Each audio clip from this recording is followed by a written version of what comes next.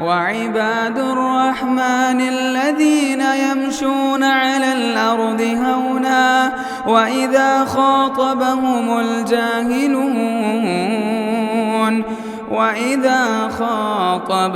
الجاهلون قالوا سلاما. السلام علیکم ورحمۃ اللہ وبرکاتہ.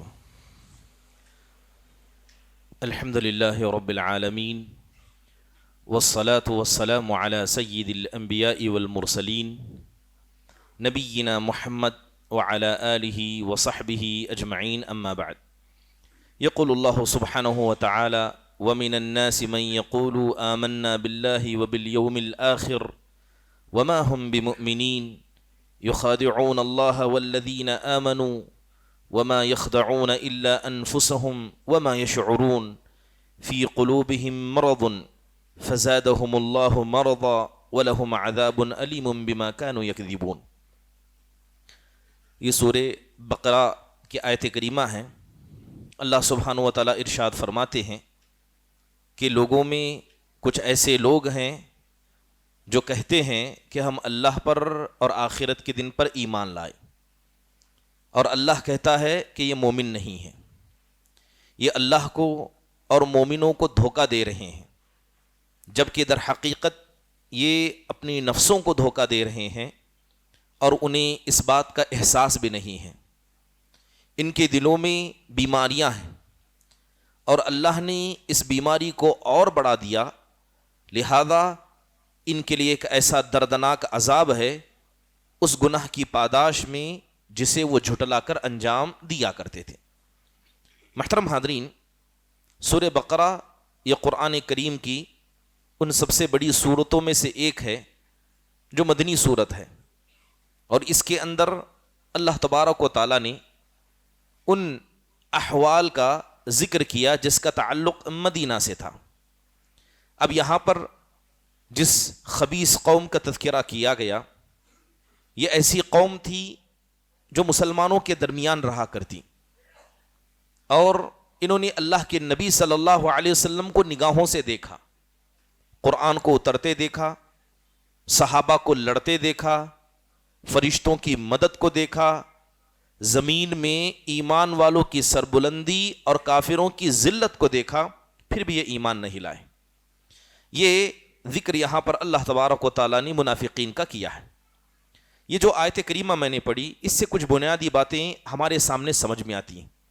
پہلی بات یہ ہے کہ انسان زبان سے جو چاہے کہے، اگر اس کا دل اس کے ساتھ نہ ہو تو اس کی زبان کا کہنا بھی بیکار ہے، اور خصوصی طور پر جب تعلق ایمان سے ہو.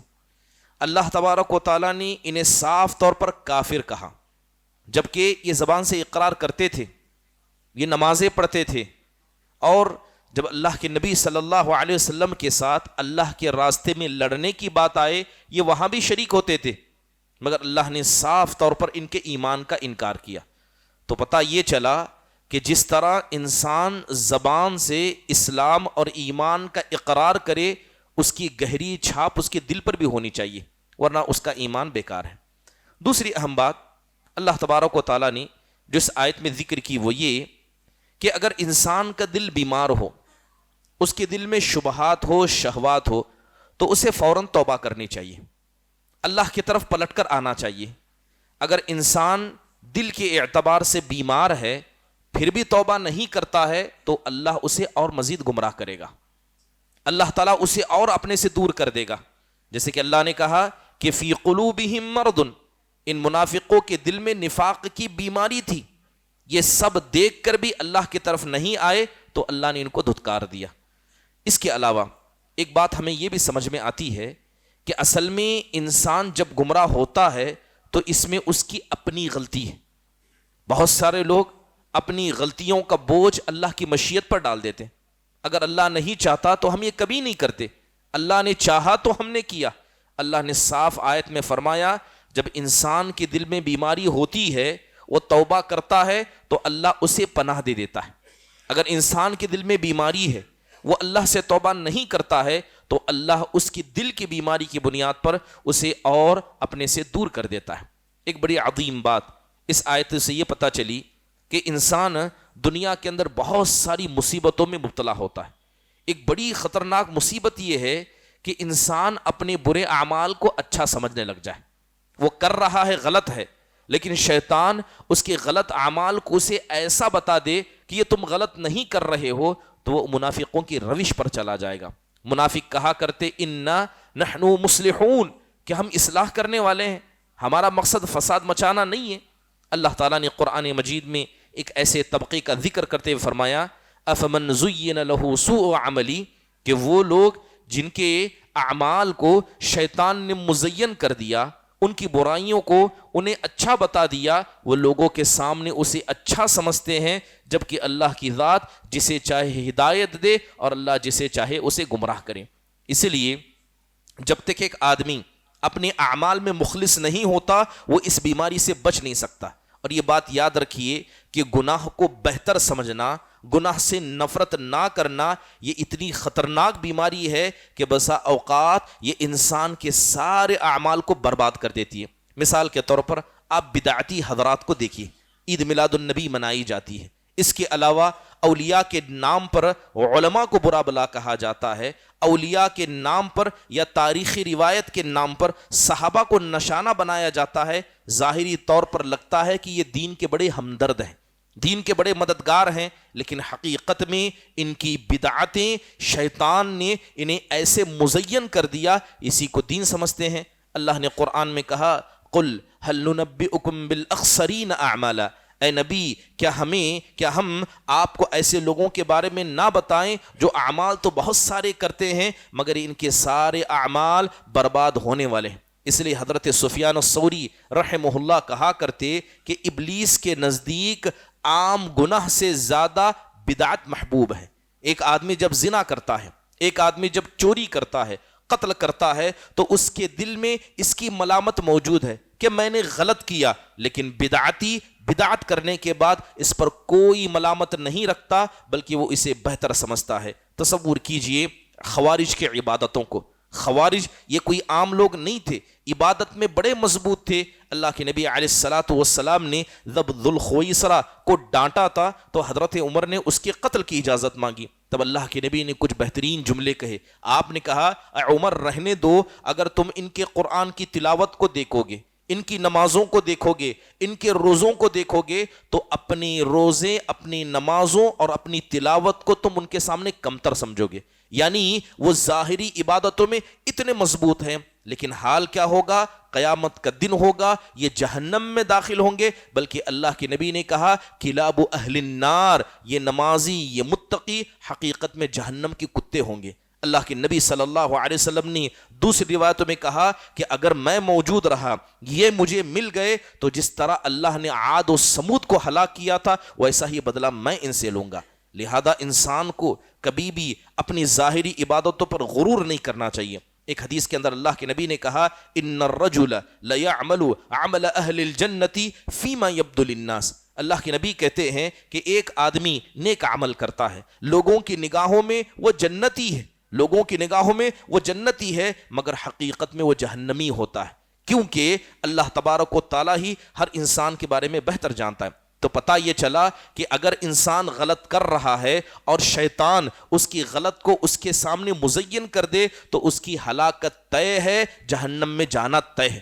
اس لیے حق و باطل کا معیار ہمیشہ انسان کو کتاب و سنت کو سمجھنا چاہیے۔ بہت سارے لوگوں سے جب بات کی جاتی ہے، گفتگو کی جاتی ہے، لوگ اپنے جذبات کو آگے رکھتے ہیں، کتاب و سنت کو چھوڑ دیتے ہیں۔ لہذا یہ بات یاد رکھیں کہ صحیح اور غلط کا فیصلہ کتاب کرے گی، حدیث کرے گی، نبی صلی اللہ علیہ وسلم اور صحابہ کا منہج کرے گا۔ ہمارے اور آپ کے جذبات یہ کبھی بھی صحیح غلط کا فیصلہ نہیں کر سکتے۔ اللہ تعالیٰ نے کافروں کے بارے میں ذکر کرتے ہوئے کہا كَذَلِكَ زُيِّنَ لِلْكَافِرِينَ مَا كَانُوا يَعْمَلُونَ، کہ کافر جو کفر کرتے تھے حقیقت نے شیطان نے اسے مزین کر دیا تھا اور کہا تھا کہ تم ہی سچے ہو، تم ہی حق پر ہو۔ تصور کریے کہ غزوہ بدر کا موقع تھا، شیطان بذات خود شامل ہے، ابلیس لعین موجود ہے، وہ لوگوں سے کہہ رہا ہے، مشرکین سے کہہ رہا ہے کہ تم لڑنے کے لیے تیار ہو جاؤ، میری فوج اور آ رہی ہے، انہیں ابھار رہا ہے، انہیں آگے بڑھا رہا ہے۔ لیکن جیسے ہی اس نے وہ دیکھا جو عام انسان نہیں دیکھ رہے تھے، پلٹ کر بھاگنے لگا۔ لوگ کہنے لگے کہ تم تو بڑے بڑے دعوے کرتے تھے، کیا ہوا؟ تو وہ کہنے لگا کہ میں ان فرشتوں کو آسمان سے اترتے دیکھ رہا ہوں جسے تم نہیں دیکھتے۔ شیطان حقیقت میں انسان کے ساتھ ایسا ہی کرتا ہے، وہ اسے جہنم تک پہنچا دیتا ہے، اور انسان جہنم میں جانے کے بعد اگر شیطان کو ذمہ دار ٹھہرائے تو شیطان کہے گا میرا کام تو بتانا تھا، میرا کام تو انہیں بس راستہ دکھانا تھا، وہ لہذا اس پر چلے گئے۔ محترم حاضرین، یہاں تک کہ فرعون، اللہ نے قرآن میں ثابت کیا کہ فرعون نے جو ظلم کیا کبھی اسے ظلم سمجھ کر نہیں کیا، وہ اسے صحیح سمجھ کر کرتا تھا۔ تصور کریں یہودیوں کے بارے میں، اللہ کے نبی علیہ الصلاۃ والسلام مدینہ پہنچے۔ جب آپ مدینہ پہنچے، یہودی آپ کے آنے کا انتظار کر رہے تھے۔ یہود کوئی عام قوم نہیں تھی، یہ علم والی قوم تھی۔ مشرکین مکہ کسی مسئلے میں پھنستے یہودیوں کے پاس جاتے، کیونکہ یہ علم والی قوم تھی۔ یہاں تک کہ جب انہیں اللہ کے نبی کی سچائی کے بارے میں پتہ کرنا تھا، وہ یہودیوں کے پاس گئے تھے۔ لہذا خود جب اللہ کے نبی صلی اللہ علیہ وسلم یہودیوں کے پاس پہنچے تو ہوا کیا؟ ان لوگوں نے قبول نہیں کیا، انہوں نے سمجھا کہ یہ نبی نہیں ہے، ہم جو انتظار کر رہے ہیں ہمارا انتظار ہی صحیح ہے، جبکہ انہیں پتا تھا کہ آپ صلی اللہ علیہ وسلم سچے نبی ہیں۔ اللہ نے کہا کہ جس طرح یہ اپنی سگی اولادوں کو جانتے ہیں، یہ آپ کو بھی جانتے ہیں، یہ آپ کی نبوت کو بھی مانتے ہیں۔ اور یہودیوں کو یہ بھی پتا تھا کہ اگر آسمان و زمین مل جائے اور اللہ کے نبی کو روکنا چاہے روک نہیں سکتے، اس کے بعد بھی انہوں نے اپنے روکنے کی ناپاک سازشیں کی۔ آخرکار ایسا کیوں ہوا؟ کیونکہ شیطان یہاں موجود تھا، شیطان نے ان کے اعمال کو ان کے لیے مزین کر کے رکھا تھا۔ محترم حاضرین، دور حاضر کے اندر بہت سارے ایسے لوگ ہیں جو غلط کام کرتے ہیں، اور اپنے غلط کاموں کو کیا ہے، وہ ایک الگ لبادہ اوڑھ کر کیا ہے، شریعت کی خلاف ورزی کرتے ہیں۔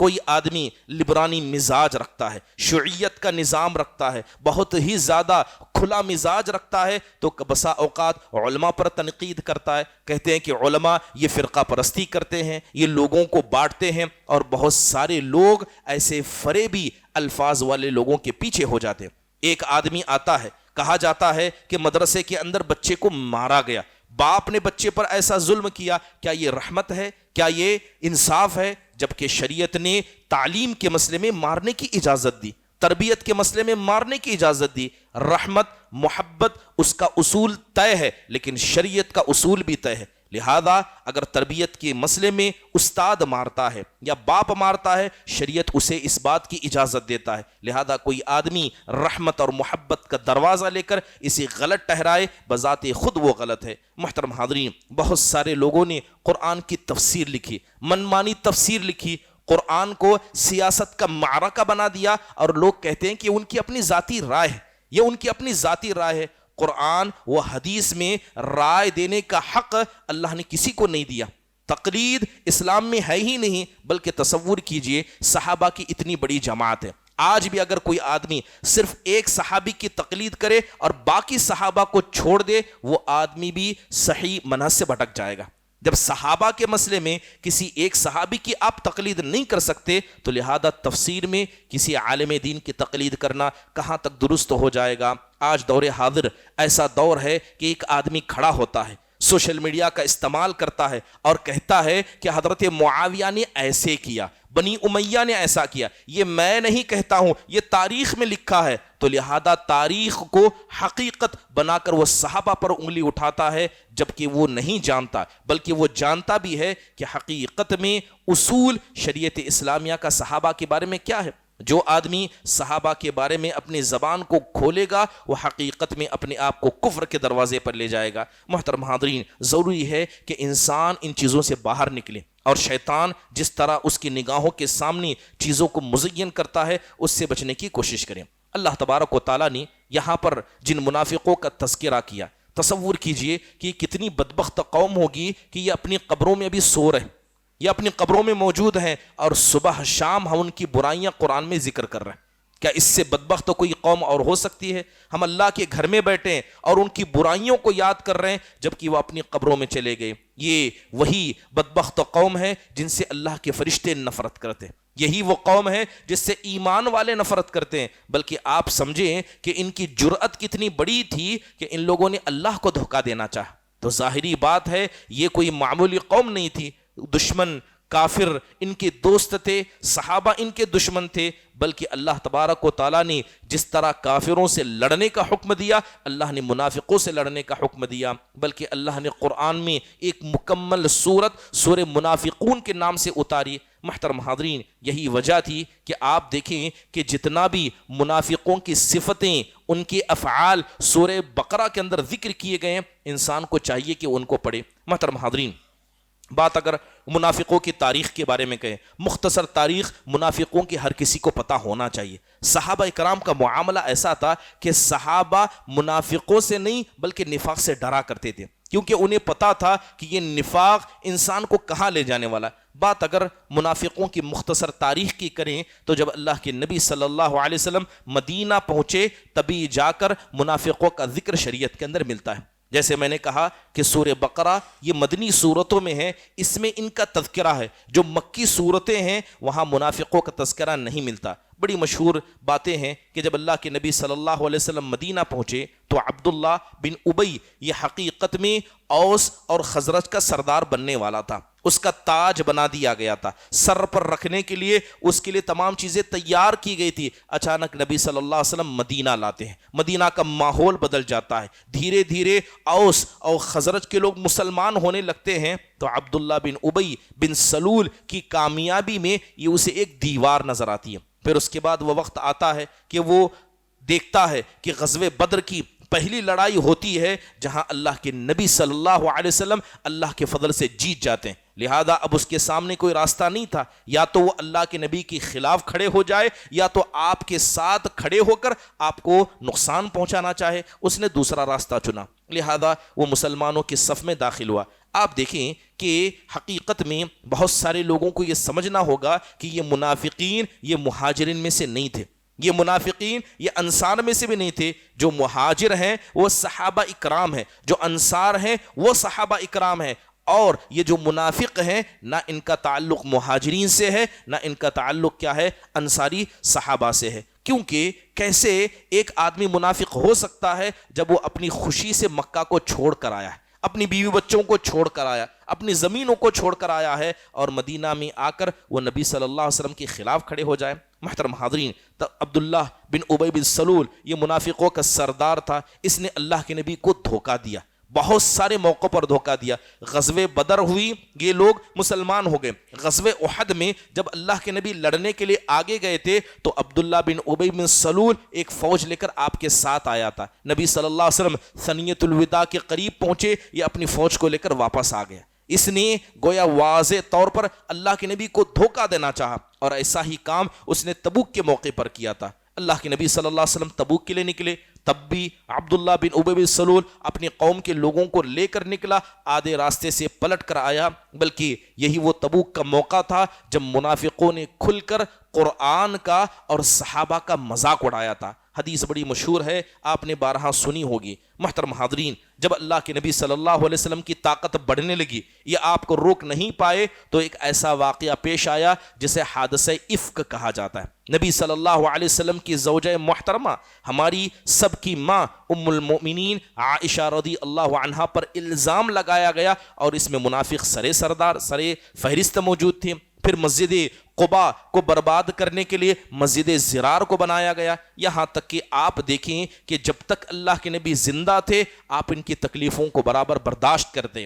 حدیث کے اندر اللہ کے نبی علیہ الصلاۃ والسلام نے بہت ساری ان کی برائیاں ذکر کی، بلکہ اللہ تبارک و تعالیٰ نے اللہ کے نبی کو منع کیا کہ اگر کوئی منافق مر جائے آپ اس کی نماز جنازہ نہیں پڑھائیں گے، کیونکہ یہ مسلمان نہیں ہے، نہ انہیں مسلمانوں کی قبرستان میں دفنایا جائے گا۔ بلکہ آپ نے وہ حدیث بھی سنی ہوگی جب اللہ کے نبی صلی اللہ علیہ وسلم نے عبداللہ بن ابی بن سلول کو قتل کرنے کا ارادہ کیا تو ان کے بیٹے عبداللہ جو صحابی تھے آئے اور اللہ کے نبی سے اجازت مانگی۔ اللہ کے نبی صلی اللہ علیہ وسلم نے کہا کہ جب تک تمہارے ابا زندہ ہیں ہم ان کے ساتھ اچھا برتاؤ کریں گے، تم بھی کرنا۔ جب حقیقت میں عبداللہ دوبارہ مدینہ میں داخل ہونا چاہ رہا تھا تو ان کے بیٹے عبداللہ کھڑے ہوئے اور کہنے لگے کہ قرآن میں اللہ نے آیت اتاری ہے کہ آپ نے مسلمانوں کے بارے میں کہا کہ ہم عزت دار ہیں، یہ مسلمان رسواں ہیں اور ہم عزت دار، ان کو مدینہ سے نکال کر رکھیں گے۔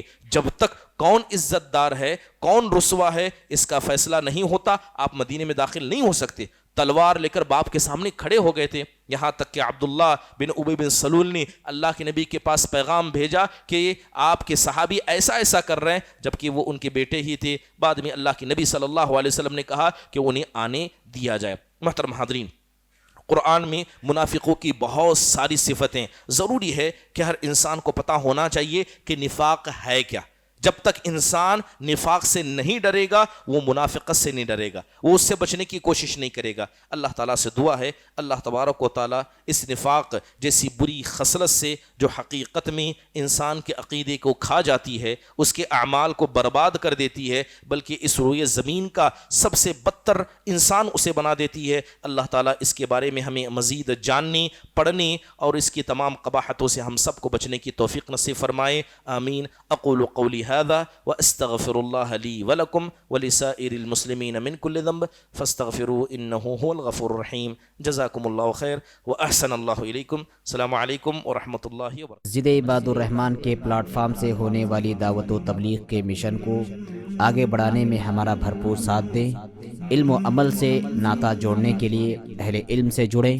مسجد عباد الرحمن کے یوٹیوب چینل کو سبسکرائب کریں اور آگے شیئر کرنا ہرگز نہ بھولیں۔ فجزاکم اللہ خیر۔